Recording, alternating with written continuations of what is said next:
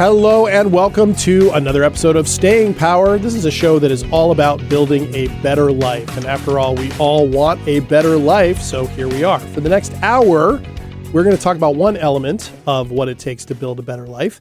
And we hope that it resonates with you, and hopefully we'll give you some ideas of how you can apply some of these things in your own better life. Joining me, of course, I'm JDK Winnikin, and I'm here as always with my co-host, my friend, my business partner, so many things, and frankly, just one of my favorite people to talk to, Ashley Kniebel. Hi, Ashley. Hi. How are you? I'm doing good. Good. It's another active week coming out of the holidays, isn't it? It is. Yeah, it's crazy, but things are well? Things are great. Oh, awesome. Glad to hear that.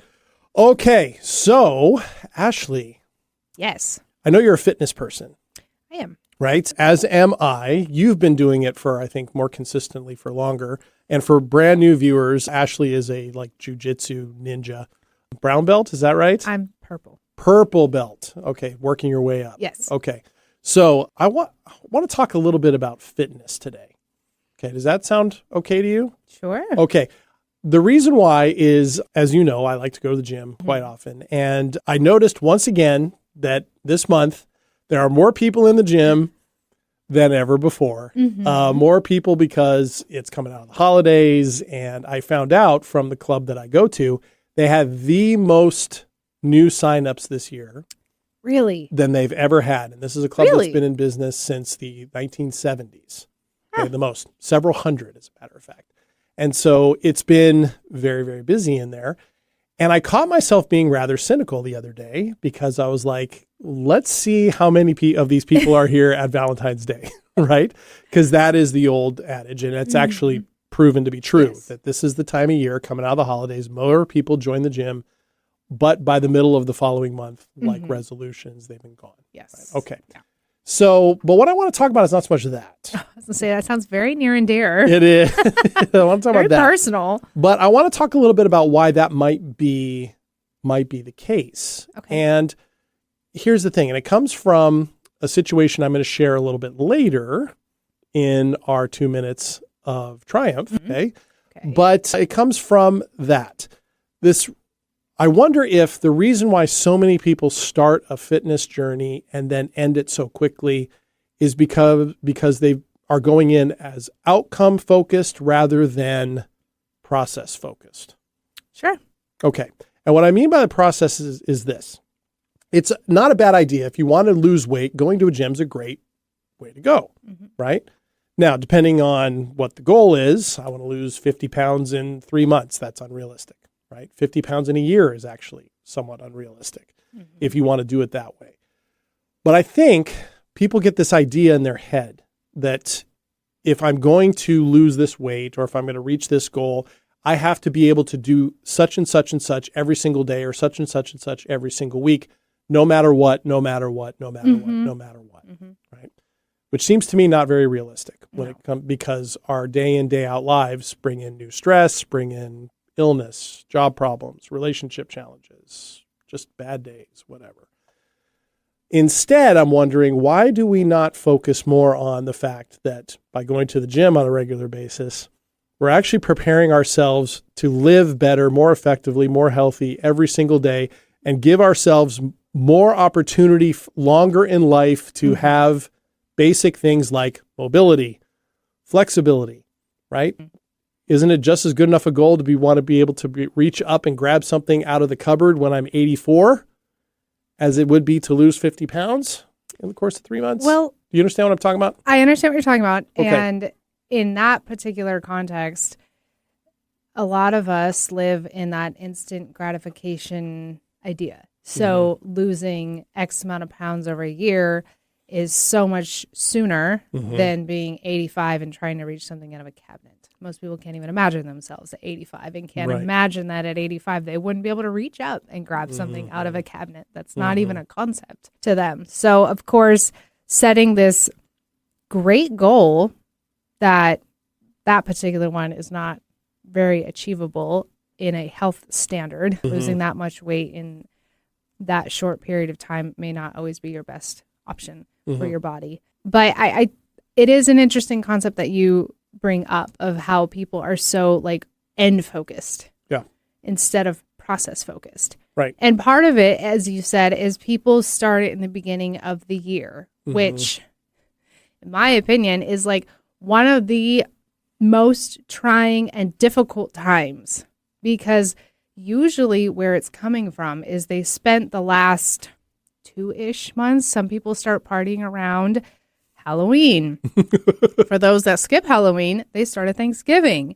And then they're doing this for 6 weeks, all the way through the holidays. And then they feel like garbage. They've consumed so much stuff that's not good for them, that's out of the ordinary. Lots of sugar, lots of alcohol, lots of sweets and salt and all this stuff. So they feel terrible. So they're like, well, I have to do an extreme measure to expedite what I just did to myself the last 6 or 8 weeks, which that's kind of like the hardest time for your body to be able to accommodate such measures, and for you to prepare mentally and physically and whatnot to prepare that. It's one thing if you're just going to reduce the amount of sugar and salt and alcohol that you just were doing at such heightened levels. Just cutting that out would make a huge difference on your body. But then to be like, okay, not only am I going to cut this out, but then I'm going to add in a gallon of water every day and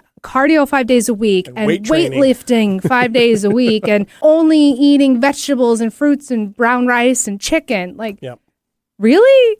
In what other area of your life have you done something so extreme and were successful? Yeah. It's not very often. It's just not. I love how you laid that out. You know, I mean, it's great if you can. There are some people that have done it. There are. But majority of people, that is a really large reach.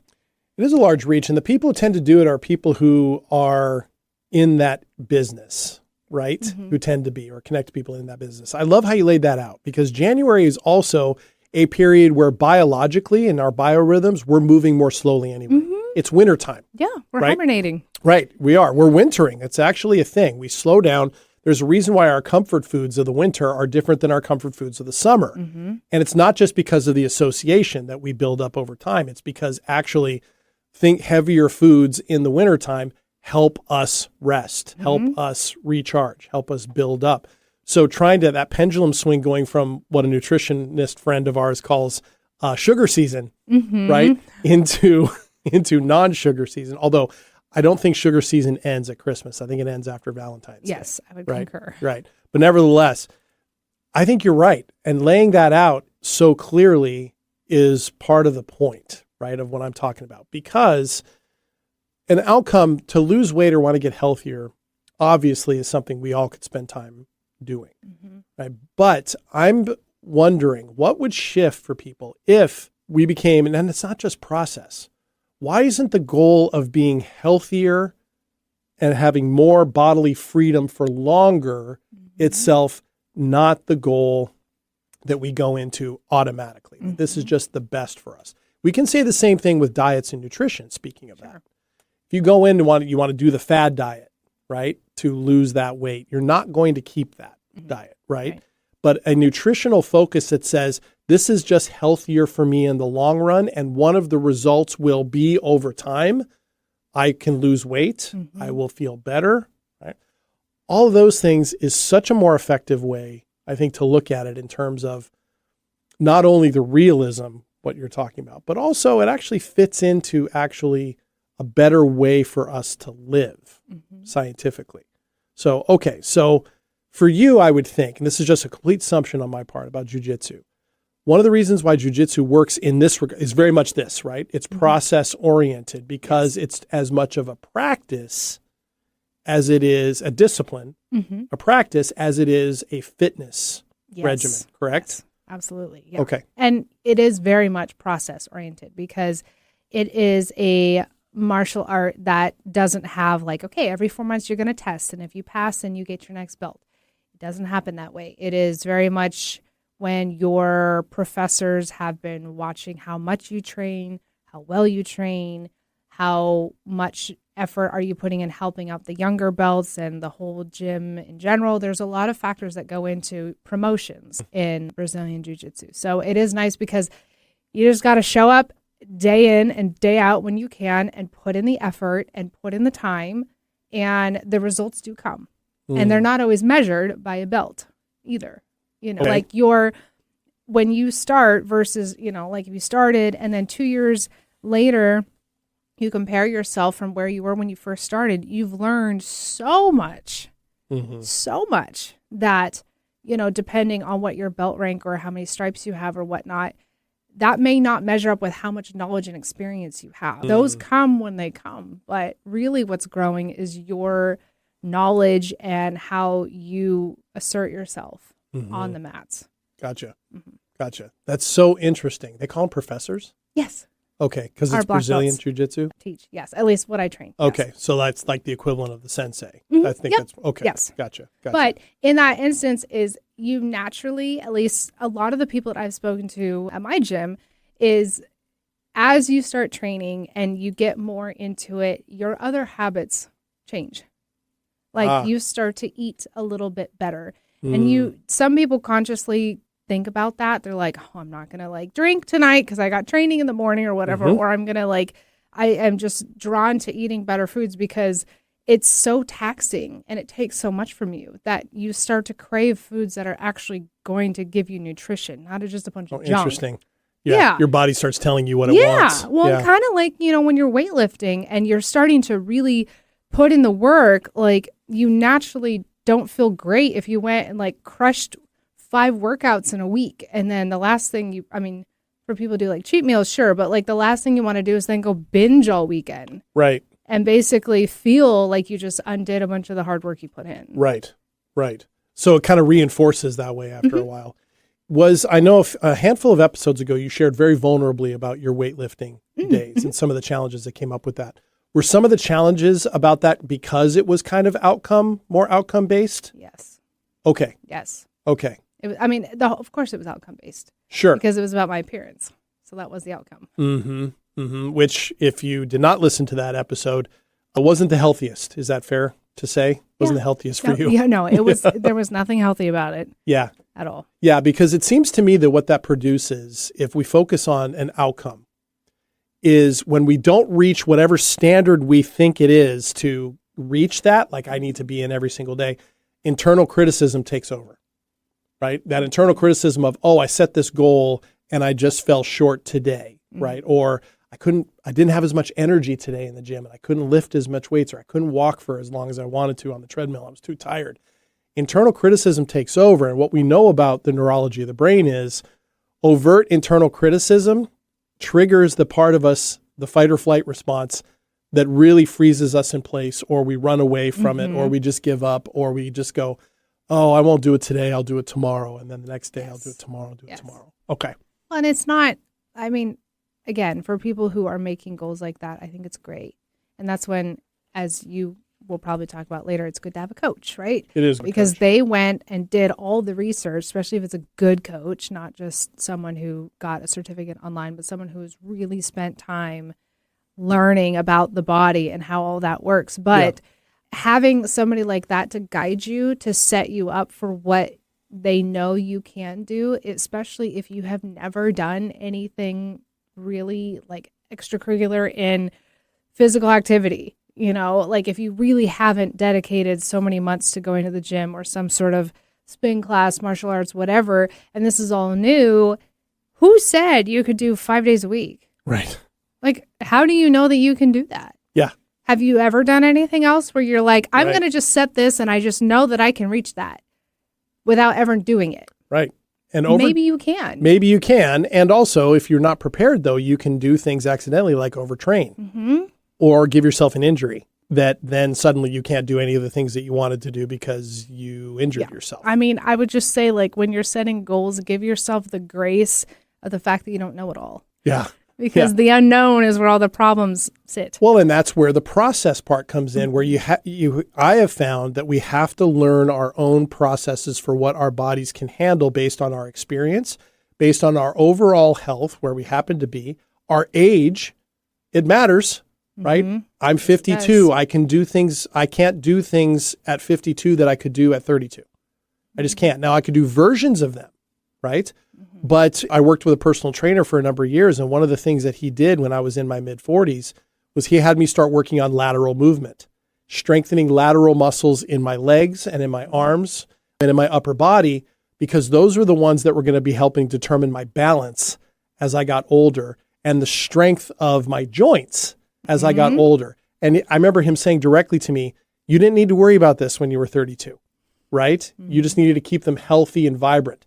Now you have to prepare them for later life, right? Because things like, it's so interesting and I hadn't thought about it. Things like when you're 84, you need to have as strong lateral muscles as you can so that when you step off curbs, you just step off the curb. So that when you pick your feet up, you're picking them up. Right. And not shuffling or not tripping on something.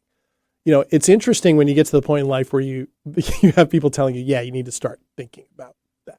Yeah, it's weird. You're like, but that's so far away. Yeah, but it's not. But the preparation starts now. It does. It does. And if you develop injuries or chronic conditions in your 30s, 40s, and 50s, that's going to have a direct effect on how things go in your 60s, 70s, and 80s. And so having that fitness down for that reason is important. And so really the thing is, goals are good, but I think the problem can be if goals is all it is, the process becomes invisible.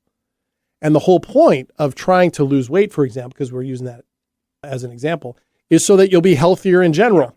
Well, the process starts to feel unimportant. Exactly.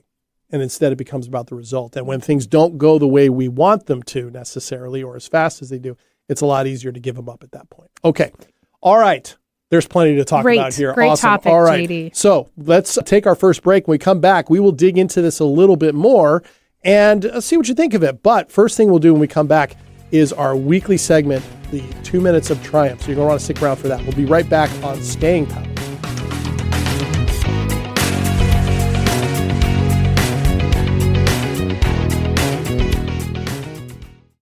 Imagine home. The smell of coffee, the sound of a lawnmower, the sun's warmth on your face.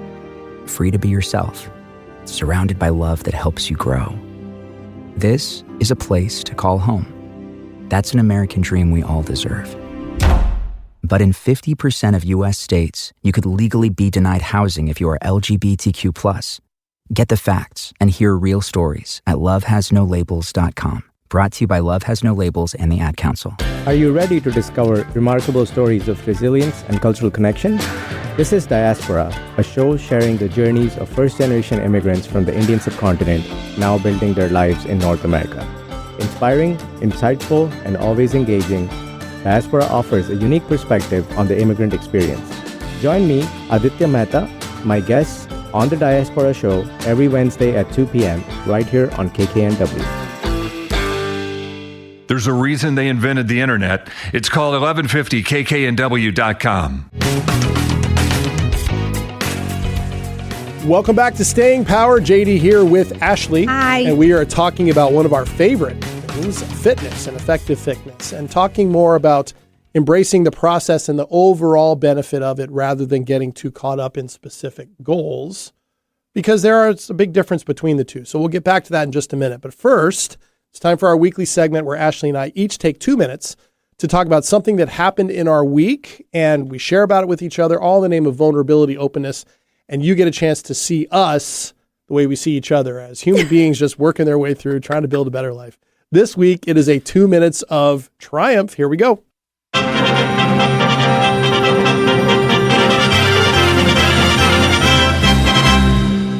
Yes! The classic. Going back to the classic. Yes. All right. Ashley, what is your triumph for the week? Oh, I'm so happy. So happy. It's a little bit of a cross my fingers, but I feel very confident that this week I am closing in on 2 very large projects at work that have been in the makings for at least 3 months, give or take. Yeah. They've been needed for a long time. I finally, late last year, was able to take the time to do what I needed to do to get working on them and to complete them. And this week, they are supposed to come to a close and be done. And I am so excited. That is awesome. To rest my head on my pillow, knowing that they are done. That's wonderful. That has to feel good. 3 months. Yeah. Ooh, yeah. I know you've been doing some big reorg stuff in your business. So that's great. So do you think it's going to open up more time? You're in a busy job, so the time might get filled, but is it going to be more of a change in bandwidth, change in energy, stress? Yes. I don't think the workload is going to change, but the type of work in the load will, I believe, from what I can foresee and plan for. And it's going to open up things that I would like to do. So I am very excited. That is awesome. All right. Congratulations. What do you got? That's exciting. Well, I kind of hinted at it at the beginning of the show. I had such a great week fitness-wise because of a conversation that I had with my health coach, my friend Sean, who, by the way, is going to be coming on the show in the weeks ahead. So I'm excited to bring him on to talk about that. But we had this conversation because listeners know, and Ashley knows very well, my last 4 or 5 months, a lot of juggling. Right? I'm doing a lot of different things. And one of the areas that I found it hard to really stick with was my fitness practice, right? And my nutrition a little bit, but more of the fitness practice. I wasn't getting as much movement in, walking, things like that. I wasn't getting in to do my scheduled workouts as much as I could. And I was having the hardest time figuring out why, because I enjoy going to the gym. I do. I've done it long enough that I know my way around the weight room, right? I know the process. I know how to safely do things, right? All of that. So I enjoy it. But I was so stymied for a long time. And to be fair, Sean was too, my health coach. Finally, I had this realization that I wasn't going into the gym very often because I felt like I needed to be going in at the highest level of energy because that is how I'd been doing it before my schedule got crazy. And he said to me, he's like, well, what would it be like if your energy is 1 through 5 and 5 is the highest and that's what you're used to, what would it be like to go to the gym when your energy is a 2? What would that be like? What could you do there? Like, even if you had to reduce the amount of weight or the amount of reps you were doing, could you try that? And I just kind of went, I could try that. Let me see what happens. I started doing that a couple of weeks ago, and all of a sudden, everything kind of clicked again. And over the last week, I hit every single one of my marks on my workouts, on movement, on water consumption. It just felt really good, not because I was at peak energy, because I haven't been for a long time. But by going in and going, I'm going to go in at a 2 and whatever comes out of that is going to be better than anything I could have done if I wasn't coming in at all. That's what changed things. And that's what got me thinking about this topic. Nice. About this. Because I was realizing I was holding myself to a set standard for a pattern of energy and time, honestly, that no longer exists, at least not right now. I hadn't made that adjustment. And so instead of saying, okay, I can shift down to a 2 and just see what works, I was holding myself to, no, I can only go in if I'm at a 4 or a 5 because I have to keep up that standard. My coach looks at me and goes, have I ever given you the impression that the only time you could go in was when you had this high level of energy or you had to hit the same weight and the same reps every single time? I would rather you just tell me in the notes of the app we're working with, hey, I was gassed by the end of this, so I only did this many reps, and that's why. So I started doing that. And what I realized was I was holding myself to a standard and a level of pressure that just wasn't workable. And instead of going in and doing what I could, I was allowing it to produce cost for me by not going in at all. Interesting. Yeah. Okay. So this past week was fabulous. Well, congrats on hitting the marks. Thank you. And I'm so sore today because my upper body was the last one that I did. And I'm sore. My shoulders, my arms, the crooks of my elbows. You're sore, but it's a good sore. I was going to say, your 85-year-old self is going to thank you. Is going to thank me. So... Right. Exactly. Because I'm going to be able to pull stuff out of the cupboard. That's right. Everybody's going to be calling upon me. Wow. Yeah. Right? I mean, you're tall, so that already helps. That part That helps. is part of it. I can't imagine what kind of cupboards you're pulling from. Yeah. Or I'm going to pull out of them. Yeah, exactly. Exactly. Sheesh. Okay. Yeah. So Interesting that you say that, though. Why is that? Because I have done. That's kind of been my practice. It's just funny that that's like the conversation you and your coach had recently. because that's like a fundamental thing you already do. Yes, in a way, because I do Brazilian Jiu-Jitsu. I do go to the gym also. Those are kind of like my 2 things that I do for physical activity.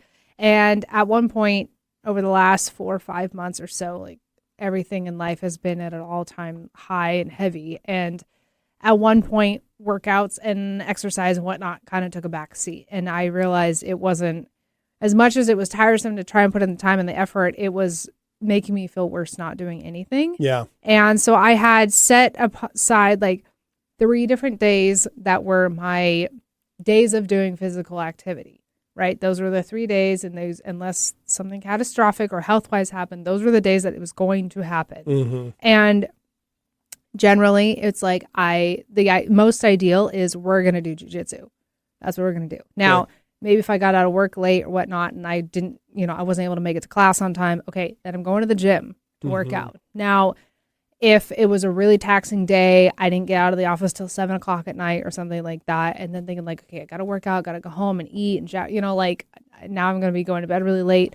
Okay, maybe the gym is not feasible. Mm-hmm. Okay, then I'm going to go home and do a 20-minute Pilates workout. YouTube led, there's so many videos out there. Yeah. I'm like, I had an A, B, C, and a D. Oh, wow. I had all of them. And it actually really helped because then I'm like, okay, then I'll do Pilates. And if for whatever reason I'm writing that down. Pilates wasn't A, happening, C, D. then I was like, okay, you are going to walk for 15 minutes because you have 15 minutes. There's no reason you can't. It'll probably help you de-stress. It'll probably help reorient some things anyways coming from work. But it was like, and that would kind of be like how I would do it. So no matter what, 3 days a week, I was doing something. Now, let me tell you, the first week where all I did was 15-minute walks, I didn't feel so good because I remembered the version of myself that would kill it in the gym 5 days a week, Right. 5 days of jujitsu. And I'm like, now I'm like walking for 45 minutes every week. Like,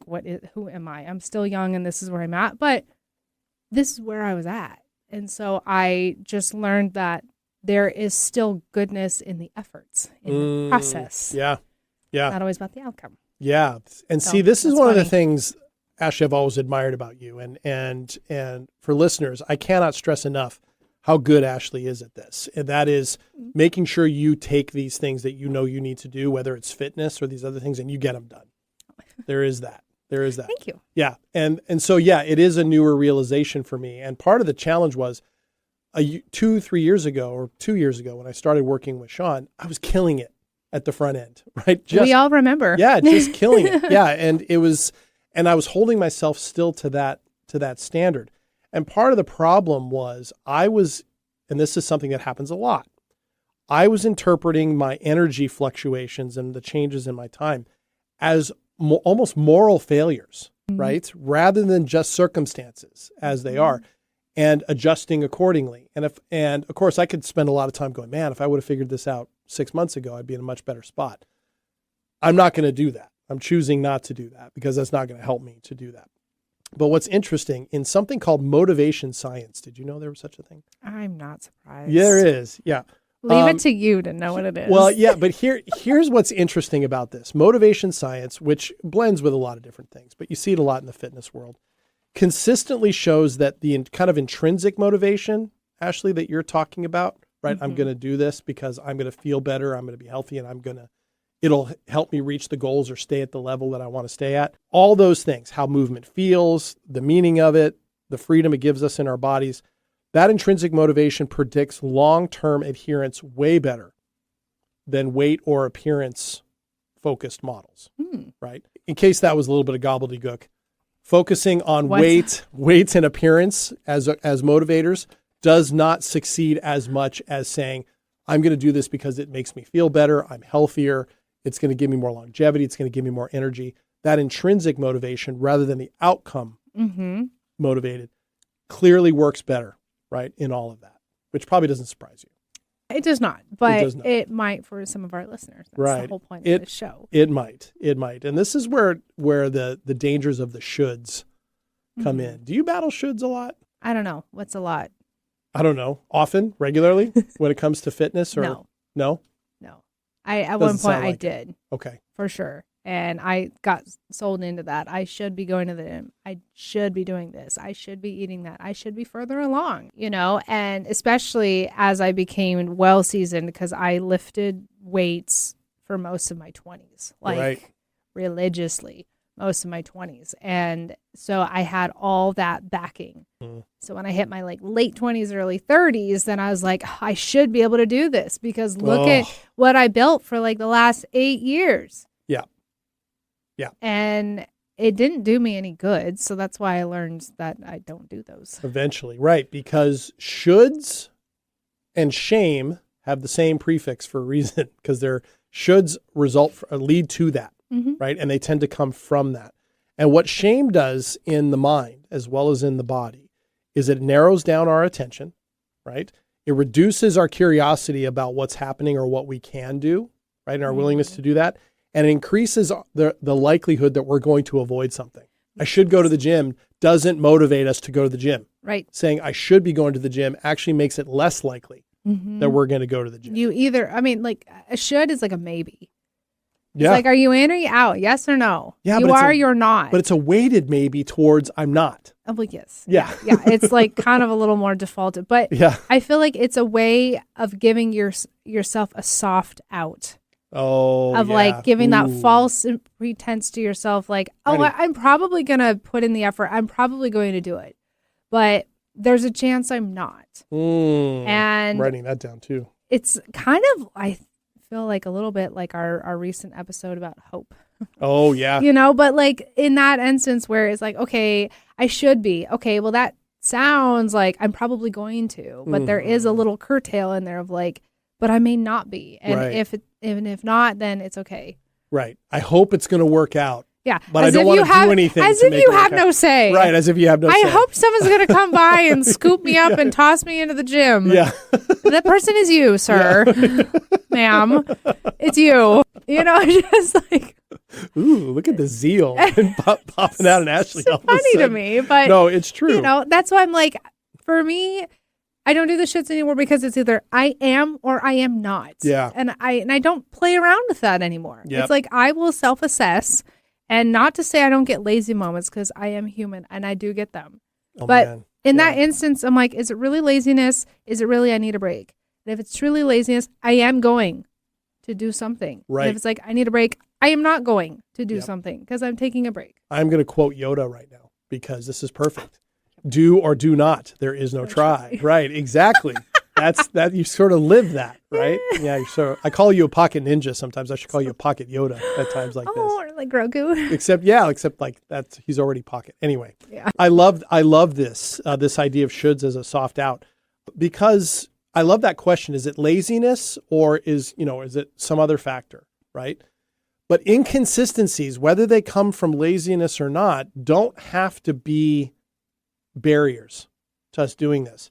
But if we have rigid expectations about how we should be doing something because we have this outcome, or whether it's realistic or not, any inconsistency feels like a catastrophe. Right. Rather than just a normal part of the ebb and flow of life. That was my problem, right? I was holding myself to this standard of I can't feel this inconsistent. I can't have these same difficulties in order to be able to perform the same way. And Sean's question to me was, why do you have to perform the same way? Why don't you just match where you're at and see what happens? And of course, what's happened is every time I started assessing my energy. Where's my energy today? Am I at a 1 or a 2 or 4 or 5? This whole past week, I was at about a 2.5 or a 3. And I'd go into the gym. And of course, what happens? I walk for a few minutes. I jump on the exercise bike to warm up. And suddenly I bump up a number, right? I go from 2.5 to 3.5 or 3.5 to 4. And all of a sudden, okay, feels good to be in here. I actually can do this. And it builds energy. Well, there is something to be said. I assume you would agree. I'll let you actually answer. But when you go in, because like you were saying, you get in there, you get like your warm up going, and then all of a sudden your energy is bumped up a little bit. There is something about the energy of other people working out. There is. When you go in There there. is. And I'm not talking about like people slapping chalk and like taking selfies in the mirror. I mean like people who are just in there, just putting in the actual effort and breaking a sweat and working hard and hitting whatever their goal is or whatnot.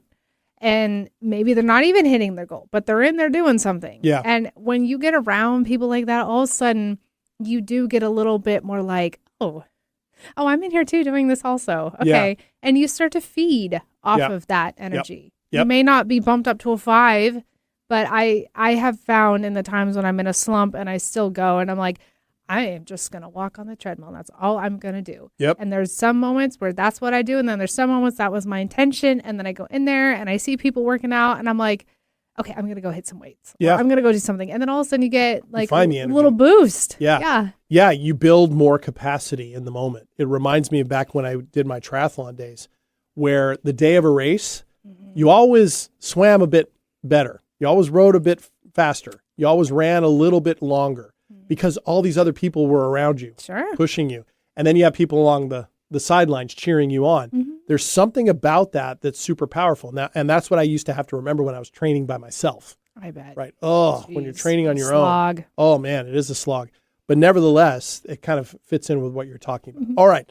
So let's take our second break. And when we come back, like we do in every third segment, we always like to talk about practical applications and things that you can do to do this. So we'll come back and we'll talk about some things, some suggestions that maybe you can try out if all this resonates with you about your own fitness and movement journey. We'll be right back here on stage.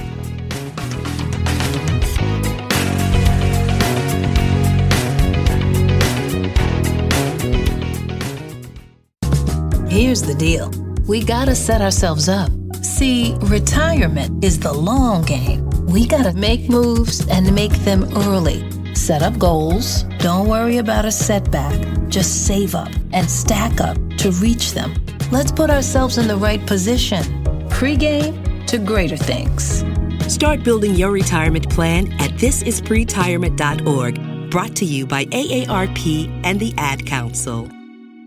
Hello, I'm Chris Erdman. Every Wednesday at 8 a.m. on KKNW, I sit down with inspiring entrepreneurs, creative minds, and game changers to uncover the real stories behind their business. On my show, Made of More, we explore the challenges that they've overcome, the breakthroughs that they've celebrated, and the mindset that drives them forward. If you're ready to unlock your full entrepreneurial potential, Made of More is the show for you, because here we know you are made of more. Every Wednesday at 8 a.m. on KKNW. Make us part of your daily routine. Alternative Talk 1150. Welcome back to Staying Power. JD here with Ashley. Hello. And we are talking about a better approach, perhaps, to fitness. And we're not even talking about an approach in the external. We're talking about internally how we frame it. And again, more process-oriented than goal-oriented. And we talked before about why it's better to go this route. So, Ashley, I'm thinking we can talk in this last segment about practical ways people can do this. Even though we've kind of hit on some of that already, I think we can do a little bit more. The first thing where I want to start with this is perhaps it's important for you to reframe what fitness is. Rather than fitness being an avenue to goals, maybe fitness can become more about what is my capacity, right? Reframing it as capacity, not self-correction. Meaning, if I consistently go to the gym, my body's going to get stronger. My balance is going to improve. My energy is going to kind of even out a little bit more. I'm going to feel better about myself. I'm going to like the way I look a little bit more. And I think this one's big. I will learn that I can take on challenges and overcome them or meet them online. So I think increasing capacity rather than some sort of outcome is a good way to reframe this. So what comes up for you with that? I mean, just to add on to what you said, similar to what I said in the top of the show, is if you're doing this for the first time, beginning of the year, you set your goals and whatnot, and you just came off of the holidays, so you're making like a hard right turn to change everything, do a little bit more what you said. Do like the smaller things. Just build the consistent habit of showing up and doing something. Maybe your first couple of weeks you're just cutting out all the sugar and all the extra salty stuff and all the crap food that you consumed over the last few weeks. Like cutting that out is already a win. Yep. Because you weren't probably eating all that in September or October. So cutting that out, you'll notice a difference. Okay, great.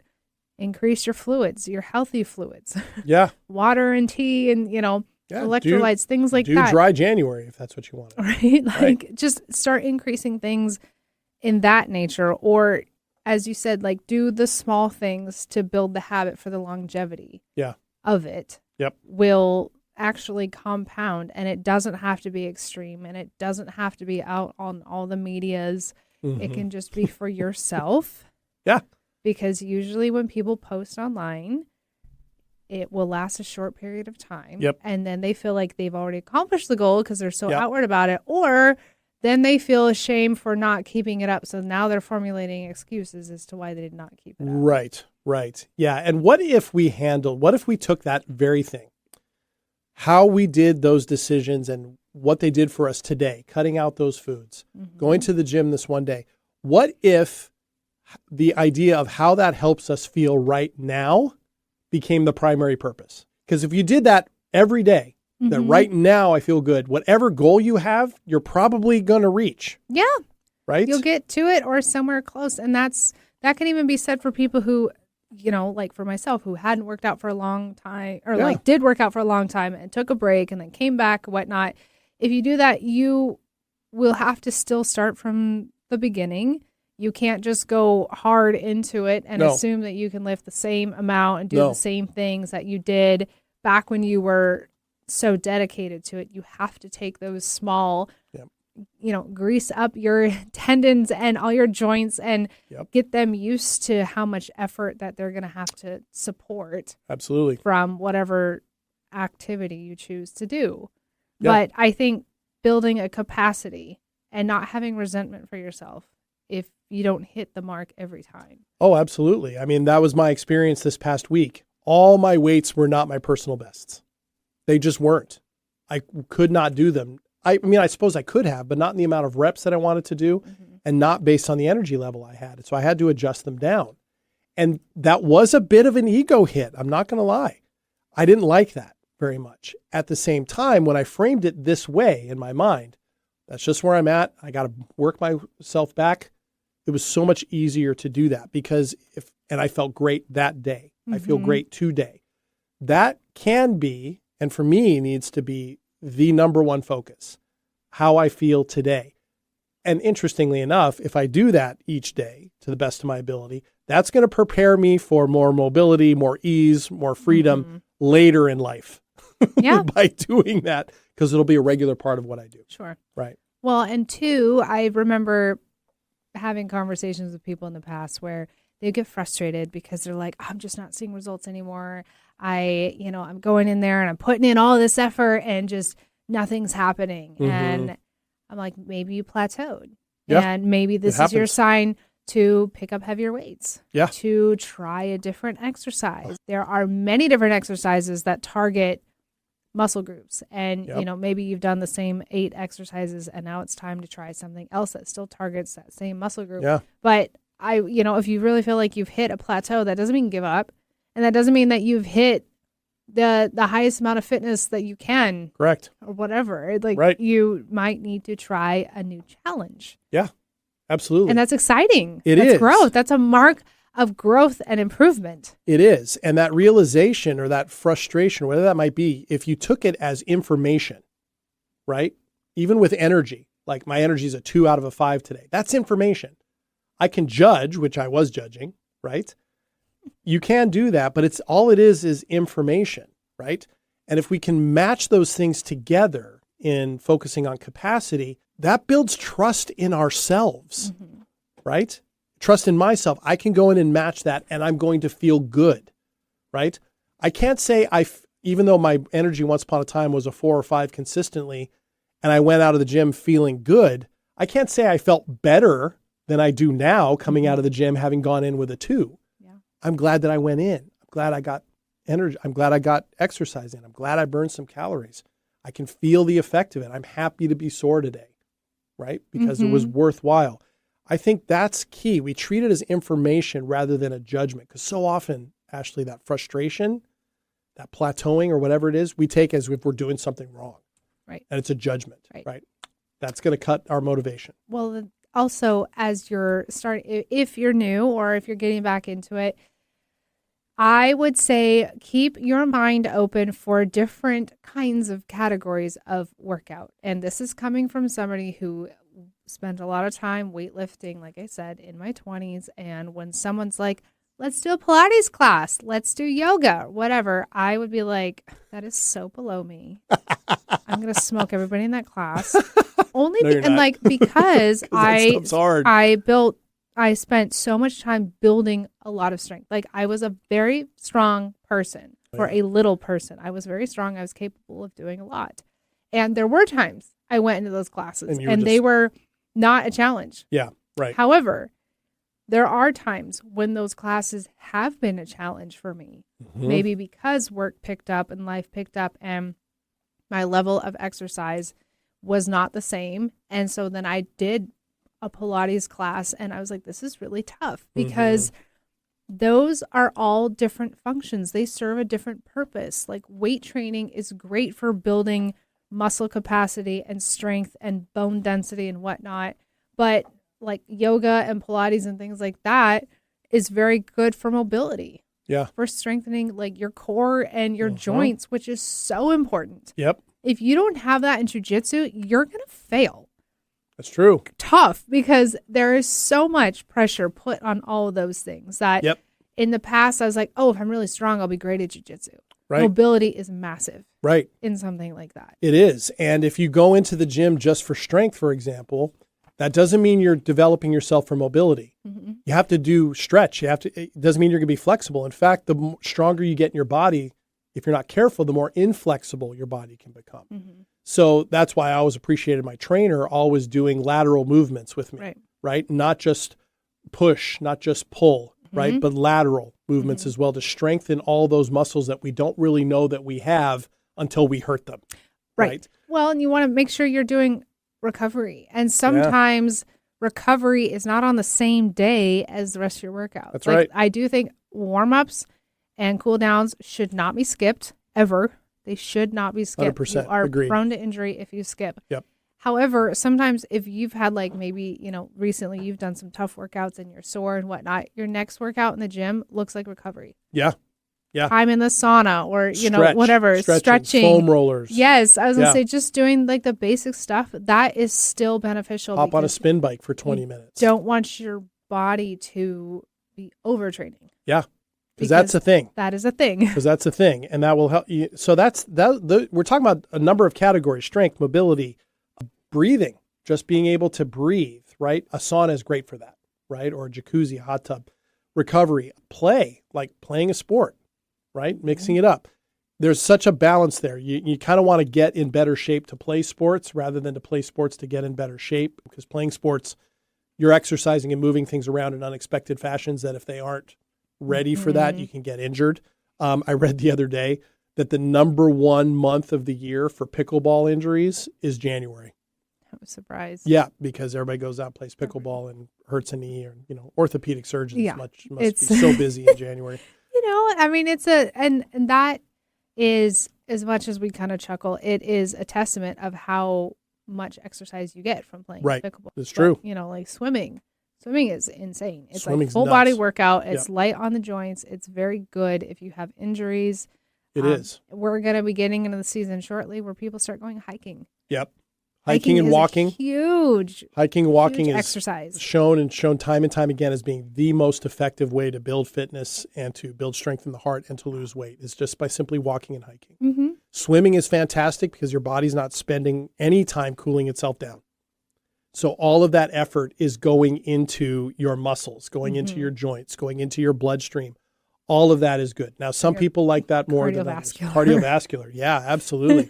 Those are all things, which is what I loved about triathlons, right? Because you mixed everything up. Like swimming is so humbling. The last time I used to swim a bunch as a kid, and then the last time as an adult, I swam like one lap and was like, gassed. Oh my gosh. I know. Yes. Yeah. It was crazy, but it's also good for people who have injuries because you're not running on a treadmill or on pavement. Yeah. You're not, putting all this pressure on all of your different functions. It's true. It feels great. It feels really great. I remember swimming a triathlon once in the Russian River in Northern California.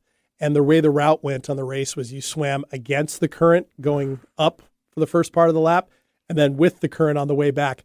And I remember the glorious feeling, I'll never forget it, of getting to the buoy and turning around into the current and feeling the current pick me up. And suddenly you feel like a superhero because you're swimming and it's less effort than you needed to go up the front end of the lap and you're just flying, right? It was fun. It was fun. That's a good one, right?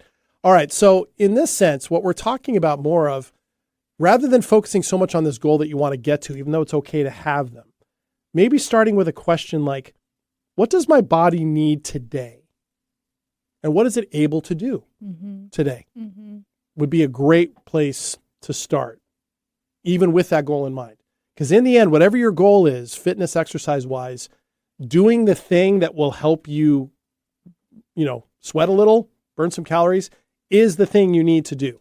Yes. Right. To get there. It's not just wishful thinking. Of course, what you're putting into your body too, nutrition, hydration, that matters too. And some days that might be all that you can do. And frankly, some days that's all you should do. Resting days. Shouldn't be in 7 days a week. Right.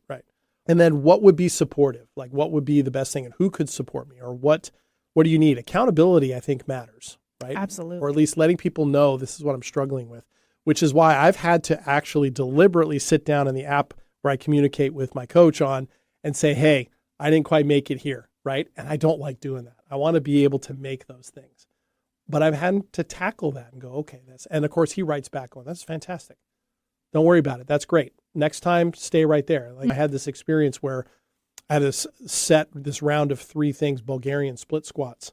And my right knee is a little twingy still from my car accident back in July.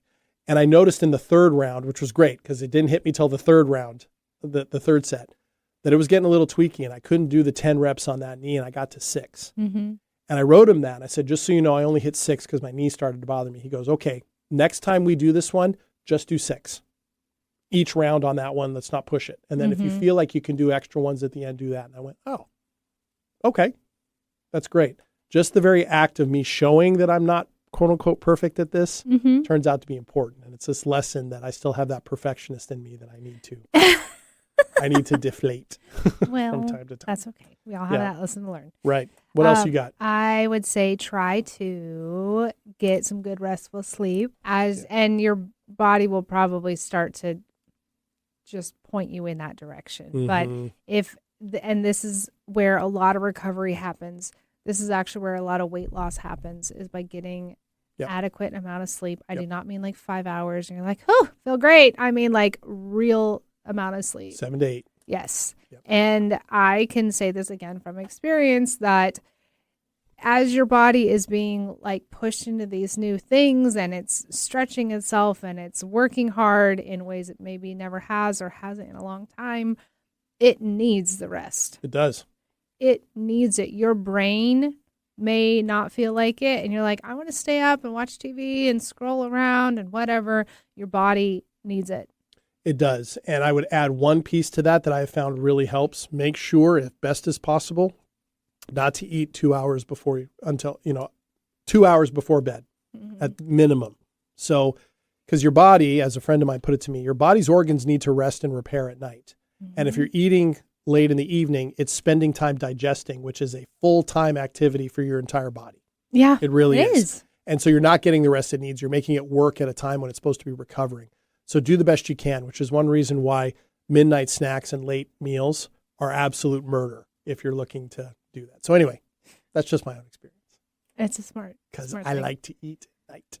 Well, I still like my olives, so. Olives are good. We need to talk about that because I've adopted some olive stuff because thanks to you. Yes, we'll talk about that. Ooh, okay. All right. We've come to the end of this episode, believe it or not. Ashley, this was great. This is a good one. Thank you so much for jumping in on that and sharing your experience. We hope it was helpful for all of you listening. Remember, you can catch us as a podcast wherever you get your podcasts. We have over 100 episodes for you to go back through and visit. We also have a number of episodes up on our YouTube channel. We hope that you'll visit there and subscribe and leave a review for us. We'd love that as well. In all those locations, as well as at our radio home, 1150 AM KKNW in Seattle, you can find all the information you need on how to reach out to Ashley and myself directly, including stayingpowershow@gmail.com. We have more things coming soon. We're excited to share with you in weeks ahead, different ways to communicate with us, and also so we have some support coming along the way. We're excited to share that with you. We'll be back next week for another episode. And of course, I am JD. I'm Ashley. And we are so happy that you were here. See you next week. Bye. Take care.